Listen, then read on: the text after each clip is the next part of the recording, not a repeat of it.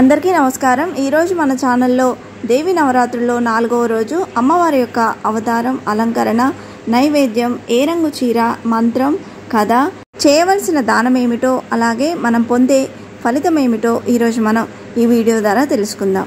నవరాత్రుల్లో భాగంగా అమ్మవారు 4వ రోజు శ్రీ లలితా త్రిపుర సుందరి దేవి అవతారంలో భక్తులకు దర్శనమిస్తారు। కొన్ని ప్రాంతాల్లో అమ్మవారిని ఈ రోజు స్కందమాతగా పూజిస్తారు। లలితాదేవిని కళలకు, సౌభాగ్యానికి ప్రతీకగా పిలుస్తారు। శ్రీ లలితా త్రిపుర సుందరి దేవి ఆశీస్సులు ఉన్నట్లయితే సకల దేవతల ఆశీస్సులు పొందినట్లుగా భావిస్తారు। దేవి నవరాత్రుల్లో భాగంగా 4వ రోజు అమ్మవారి అలంకరణ, నైవేద్యం, ఏ రంగు చీర అనే పూర్తి విషయాల గురించి ఇప్పుడు తెలుసుకుందాం। దేవి నవరాత్రుల్లో 4వ రోజు అమ్మవారు శ్రీ లలితా త్రిపుర సుందరి దేవిగా దర్శనమిస్తుంది।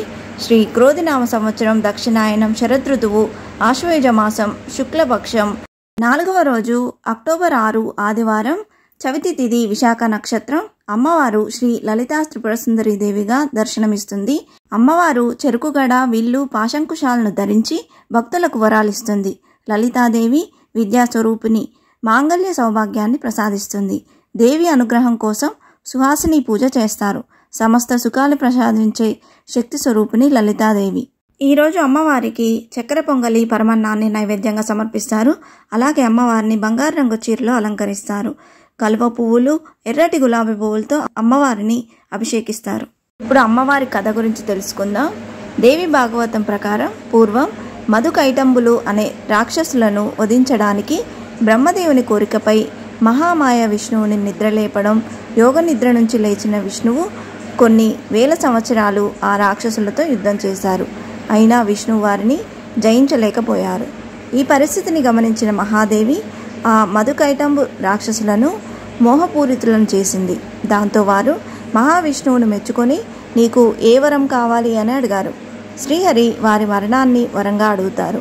దాంతో ఆ రాక్షసులు శ్రీహరి చేతిలో తమ మరణం తథ్యమని గ్రహించి తమను నీరు లేని చోట చంపమని కోరతారు।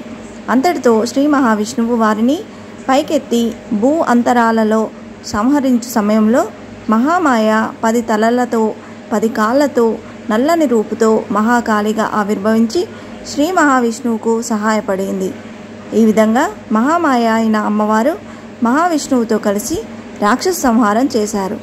కనుక కంస సంహారంనకు సహాయపడుటకై నంద అనే పేరుతో నందుని ఇంట ఆవిర్భవించి శ్రీకృష్ణుడికి సహాయపడ్డారు అమ్మవారు।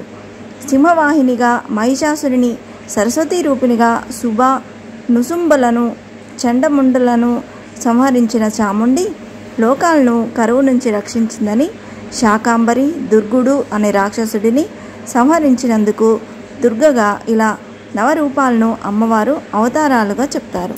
కుంకుమతో నిత్య పూజలు చేసే సుహాసినులకు ఈ తల్లి మాంగళ్య సౌభాగ్యాన్ని ప్రసాదిస్తుంది।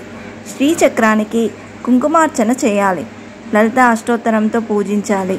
అలాగే ఓం ఐం హ్రీం శ్రీం శ్రీమాత్రే నమః అనే మంత్రాన్ని 108 సార్లు జపించాలి। మాంగళ్య భాగ్యం కోరుతూ సుహాసినులకు పూజలు చేయాలి। ఈ వీడియో మీకు నచ్చిందని ఆశిస్తున్నాను। ఇలాంటి ఇంట్రెస్టింగ్ వీడియోస్ కోసం please subscribe my channel and press the bell icon. అలాగే లైక్ చేయండి, షేర్ చేయండి। మీకు ఏమైనా సందేహం ఉంటే నా కామెంట్ బాక్స్లో పోస్ట్ చేయండి। Thanks for watching.